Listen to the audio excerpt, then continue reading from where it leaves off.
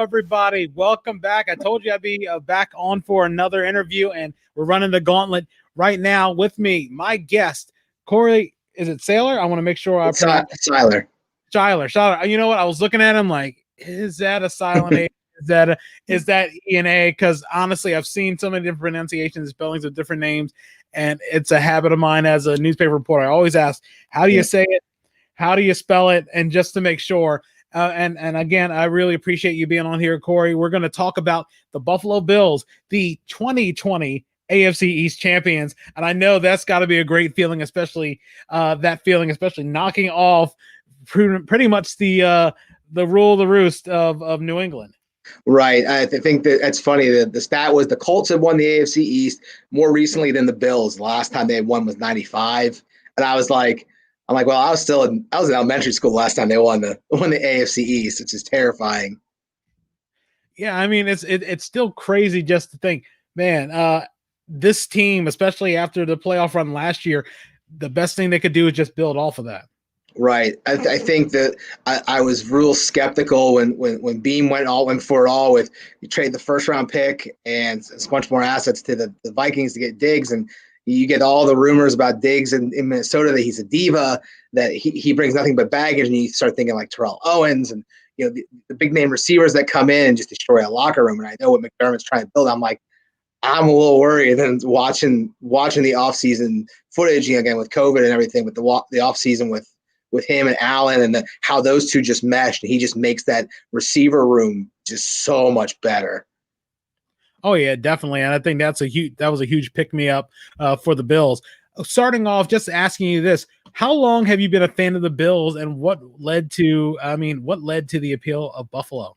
So when I grew up out near Reading, PA, so when I was growing up, the Eagles weren't the Randall Cunningham era. The Bills were good. A bunch of my friends in the neighborhood I grew up were Bills fans, so they were on all the time. So we'd watch football on Sundays. And that just kind of stuck, and I stuck with the team, even through the four Super Bowl losses. So I picked my team and I stuck with them throughout up till now.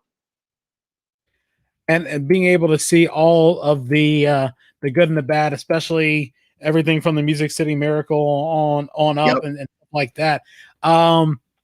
Really, what is your most memorable moment as a Bills fan? So I've got there's probably multiple. I'd say 99 in the Music City Miracle. That was just the heart. Again, I was really too young to really realize Scott Norwood. 99, the Music City Miracle was terrible because I remember watching the Bills drive down, get the lead, and then come back down and go, oh, we let that happen.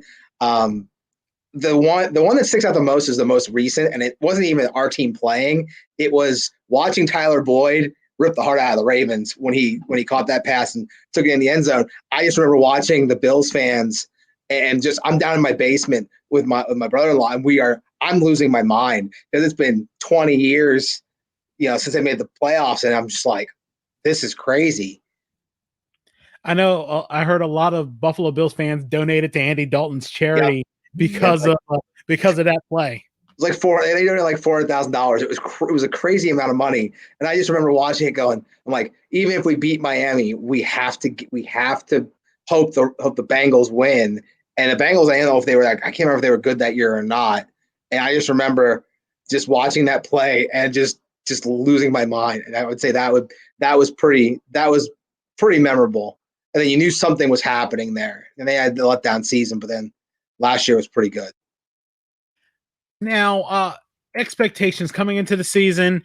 You said they talk about the pickup of Diggs and seeing everything after last year's playoff run. What was the big feeling going into this season, especially with the wins of the AFC East changing with Tom Brady going to Tampa? Well, with Brady leaving, and I think looking at, again, I was thinking about this today when I was looking at your questions, and I went back to the Bills draft, and I said, man, you got rid of the number, I think it was the 22nd or the 18th overall pick, and you got Diggs. You went out and you drafted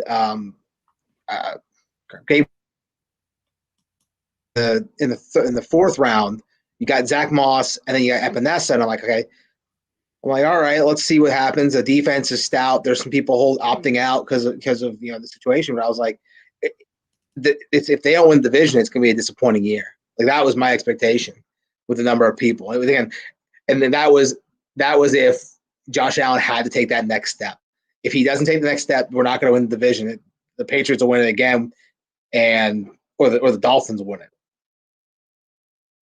Was there a surprise when you saw how good the Dolphins were, especially after a year before just sort of breaking, tanking and pretty much strip mining it to see them go as far, especially, a rivalry between those two teams in that division?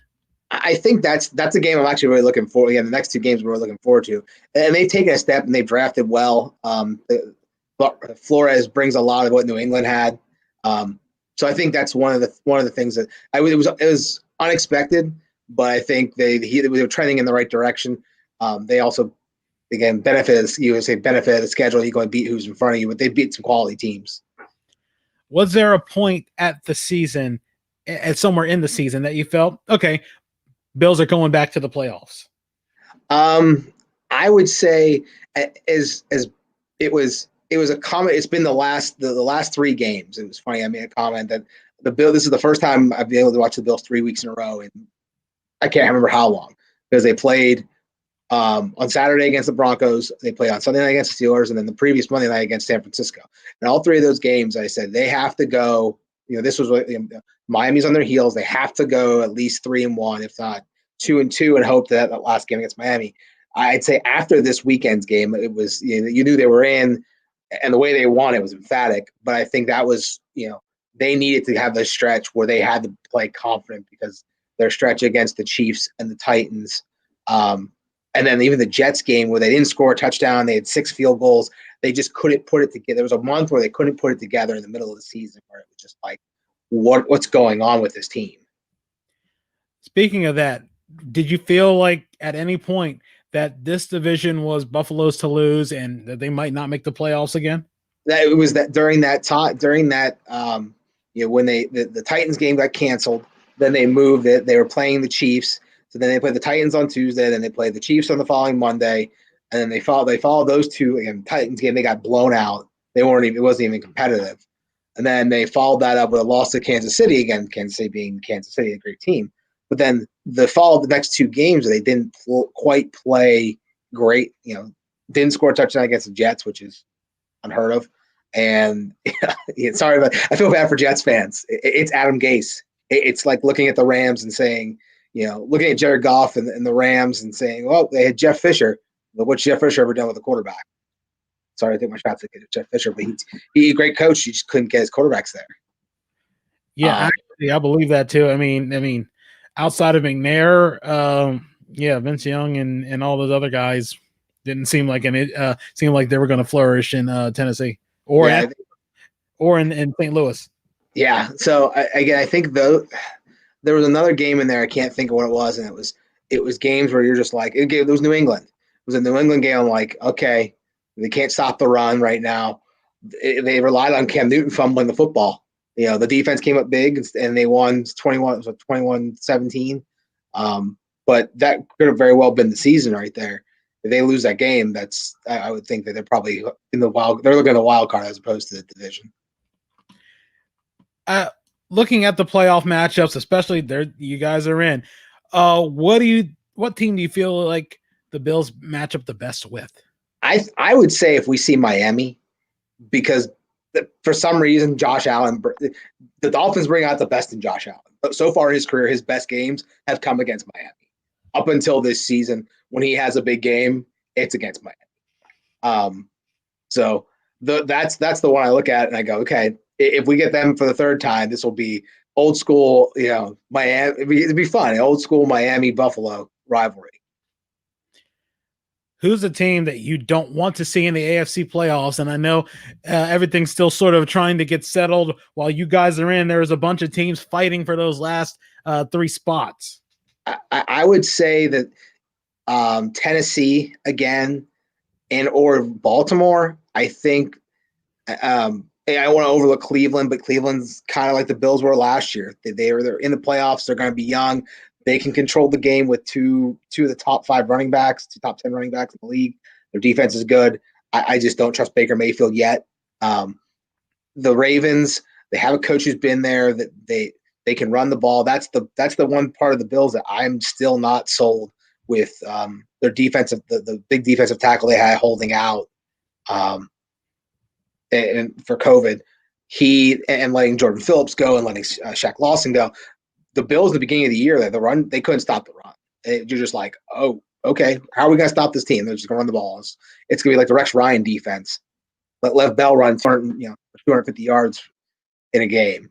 Just those are the 2 teams I would actually don't want to see, at least at this point. Before we get to the prediction, I always got to ask. I always ask a random question. When McDermott was hired, what were your thoughts? I know there was gone through a few coaches. I know the Doug Marrone era that occurred and how brief that was. But what were your thoughts when McDermott got there, and were you sold on him? So I would say that I've got my best friend's an Eagles fan. I'm growing up out there, knowing McDermott as a part of that Andy Reid tree. I was a little more comfortable knowing that what stability he brought. That you come from 3 straight, 2 seasons of 8-8 and a 7-9 season under Rex Ryan / Anthony Lynn, and you go, the team they don't need a mouth. That Rex Ryan, you don't need a coach like that. You need someone who's just going to come in, do work, create culture, and that's what the combination of McDermott and B. And that was the big thing. Is I think when you had McDermott and then you brought the GM in, and that made it, it was a complete culture change in that facility. And especially, I know there's probably a lot of school of thought, especially tearing down what Rex had did. At least he might have been one more year away from, getting them over that hump. But again, seeing that slow growth and seeing everything occur, how much patience did you guys have to put in on all this? I know that there's it's tough for any fan to buy in on some things, especially waiting for that time to come. Well, I mean, every year it was like, okay, it's a 3-year process. It's a 3-year process. And it was, all right, we traded for Sammy Watkins. I'm like, well, who's our quarterback? And you got Kyle Orton, Gabriel Davis, and all these other guys who you're like, sorry, hold on. All these other guys who are, trying, who are, they're not franchise quarterbacks. And then you finally go out and you spend draft capital and you get Josh Allen, and you've got the draft night tweets and the working as, just pure raw talent. And you see this first year comes out, and, so you see some slow progression, but McDermott's a defensive guy. They bring in, they bring in Brian Dable, and he starts to work with him. But that's, again, as a Bills fan, it's like being a Browns fan. You need nothing but patience. Yeah, I mean, and it finally paid off. Definitely 2 years in a row in the playoffs. Now, as we go into the Super Bowl prediction, I know that, again, some people think that the winds of change might be coming.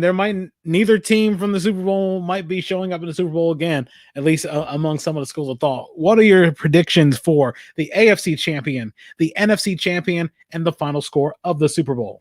I always remember laughing. There was always Chris Berman in the 90s would pick Niners, Bills, and it would never be Niners, Bills. I have to, have to think the Bills are going to come out of the AFC. They have as good a chance as any now, picking up the second seed. If they don't lose one of their next 2 games, I think that, that's a good chance. That, again, goes through Kansas City, but I still think Buffalo win that game with the way they're playing. The NFC, it's the Packers to lose. Aaron Rodgers basically drafting Jordan Love was like, okay, Aaron Rodgers, like, you know what? I'm just gonna come out and sling it. So I think that'd be an entertaining Packers-Bills Super Bowl, and I'd say 24-17 Bills. I have to say that would be the final. That's going to be a very interesting one. I mean, who knows? I mean, again, coming down to a touchdown or a late game, I was thinking it's going to be a bunch of shootouts, especially when you involve some of these teams in here. But it all depends. Last year's Super Bowl wasn't a slugfest, and I was thinking we were going to see at least 100 or so points. I was thinking you'd see a replay of the Rams Chiefs game 2 years ago in Mexico City where they put up 102 points or 101 points, something like that. The Niners, it just turned to again. I felt really good for Andy Reid watching him in Philly and the way he got ousted in Philly, or he ended there. So I thought I was very happy to see him get his title. I think that's one. I think McDermott brings the culture. I think it falls on Josh Allen if he can take that next step and not play hero ball. Josh Allen. That's the one thing that he does. Like in the lateral in last year's game, I know what he was trying to do, but you don't do that in the playoffs. You don't play hero ball. For anyone who wants to reach out to you about your thoughts on this, do you have social media? Where do you do for social media? I'm on Facebook. I'm based on Facebook. I'm not on social media very much. Yeah, I mean, I know it's very interesting just seeing a lot. I mean, I know a lot of people don't do the social media thing. I mean, sometimes they see the toxicity of what's going on, or sometimes they're just too busy and don't want to get themselves in the little minutia of everything that's going on, because then you feel like you're preoccupied to do this and do that and follow this, and it can be a big addiction too. Yeah. But once again, Corey, I really appreciate you being on. I thank you for all your time. And again, everybody just keep track and keep watching. We're going to have one more live stream tonight. And of course, again, thank you once again, Corey. Thank you for having me on.